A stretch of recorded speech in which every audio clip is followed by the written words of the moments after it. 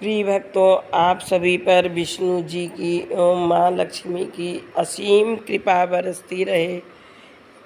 ये अजा एकादशी की आप सभी को ढेर सारी कामनाएं, शुभकामनाएं, बहुत बहुत शुभकामनाएं। अजा एकादशी का व्रत दो शुभ संयोगों के साथ भाद्रपद मास की कृष्ण पक्ष की एकादशी को रखा जाता है। अजा एकादशी पर दो शुभ संयोग बन रहे हैं, सिद्धि योग और सर्वार्थ सिद्धि योग। सिद्धि योग और सर्वार्थ सिद्धि योग, ये दोनों शुभ योगों में अजा एकादशी संपन्न होने जा रही है। पद्म पुराण के अनुसार जो व्यक्ति अजा एकादशी का व्रत करता है उसे सभी पापों से मुक्ति मिलती है। इस व्रत को करने से अश्वमेध यज्ञ के शुभ फल प्राप्त होता है। कहते हैं कि भगवान विष्णु की पूजा इस अजा एकादशी पर विशेष रूप से की जाती है। अजा एकादशी हिंदू धर्म में एकादशी व्रत बहुत ही महत्वपूर्ण माना जाता है। कहते हैं कि श्री हरि विष्णु जी को यह एकादशी बहुत प्रिय है। इस दिन लक्ष्मी जी और भगवान विष्णु की पूजा आराधना की जाती है। हर माह में शुक्ल पक्ष और कृष्ण पक्ष की एकादशी तिथि को एकादशी व्रत रखा जाता है। इसमें भगवान कृष्ण की स्तुति करते हैं। कृष्णाय वासुदेवाय हरे परमात्मने प्रणतः क्लेशनाशाय गोविंदाय नमो नमः। कृष्णाय वासुदेवाय हरे परमात्मने प्रणतः क्लेशनाशाय गोविंदाय नमो नमः। अजा एकादशी इस बार यह एकादशी जन्माष्टमी व्रत के 2 दिन बाद होती है। इस साल आप एकादशी की तिथि को लेकर यदि कोई मन में संदेह है, अजा एकादशी 29 अगस्त को 1:30 पर आरंभ होगी और 30 अगस्त को 1:37 पर इसका समापन होगा। इसलिए इस एकादशी का व्रत 29 अगस्त को उदया तिथि के अनुसार 29 अगस्त को रखा जाएगा। किससे अजा एकादशी पर जो भगवान विष्णु की पूजा और उपासना करता है उसे अश्वमेध यज्ञ के बराबर फल प्राप्त होता है। इस व्रत का संबंध राजा हरिश्चंद्र से है। ऐसा कहा जाता है कि राजा हरिश्चंद्र ने इस व्रत को किया था और उनका मृत पुत्र दोबारा जीवित हो गया था।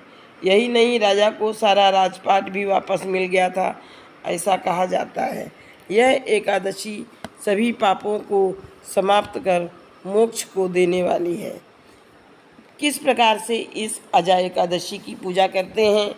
इस दिन 29 अगस्त को सुबह प्रातःकाल ब्रह्म मुहूर्त में उठकर स्नान इत्यादि करके साफ कपड़े पहनकर सबसे पहले व्रत का संकल्प लें। इसके बाद उस पर तांबे का लोटा यानी कलश रखें। लोटे को जल से भरें और उस पर अशोक के पत्ते या डंठल वाले पान रखें। फिर उस पर नारियल रखें। इस तरह कलश की स्थापना करें। फिर कलश पर या उसके पास विष्णु भगवान की मूर्ति रखकर कलश और भगवान विष्णु की पूजा करें।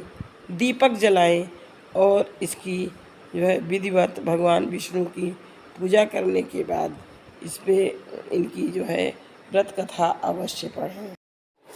विधिवत पूजा अर्चना करने के बाद इसकी व्रत कथा अवश्य पढ़ते हैं।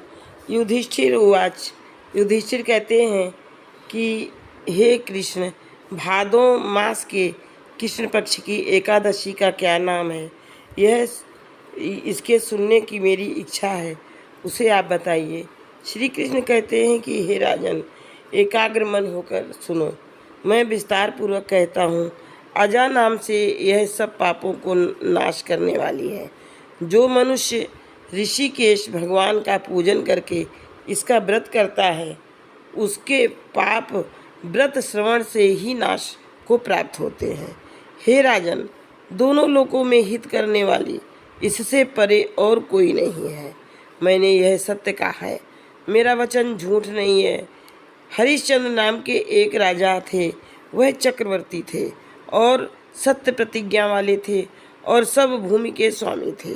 कर्म योग से वह राज्य से भ्रष्ट हो गए और स्त्री तथा पुत्र को बेचकर स्वयं भी बिक गए। वे पुण्यात्मा राजा चांडाल के दास हो गए।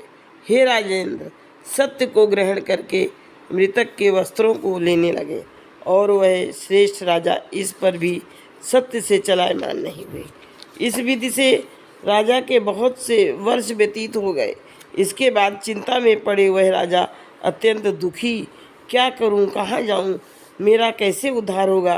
पाप रूप समुद्र में डूबे हुए वह राजा इस प्रकार चिंतन कर रहे थे। उस समय राजा को आतुर जान गौतम मुनि आए। पराया उपकार करने के निमित्त ब्रह्मा द्वारा ब्राह्मण इसीलिए हैं। उस श्रेष्ठ राजा ने ब्राह्मण को देखकर नमस्कार किया, हाथ जोड़ करके गौतम के आगे खड़े हुए और दुख संयुक्त अपने वृत्तांत को कहा। राजा के वचन सुनकर गौतम मुनि ने विस्मय युक्त होकर मुनि ने राजा के लिए इस व्रत का उपदेश किया। हे राजन, भाद्रपद मास के कृष्ण पक्ष में अति पुण्य को देने वाली अजा नाम की एकादशी होती है। हे राजन, उसका व्रत करो, पाप का नाश हो जाएगा। ऐसा सुन करके मैं तत्पर होकर रात्रि में जागरण करो। इस प्रकार करने से संपूर्ण पापों का क्षय हो जाएगा। हे राजा, मैं तुम्हारे पुण्य के प्रभाव से आया हूँ। ऐसा कह करके मुनि अंतर्ध्यान हो गए। मुनि का वचन सुनकर राजा ने वह उत्तम व्रत किया। उसके करने से राजा के पाप क्षण मात्र में ही नष्ट हो गए। इस प्रकार से यह सब पुण्यों को देने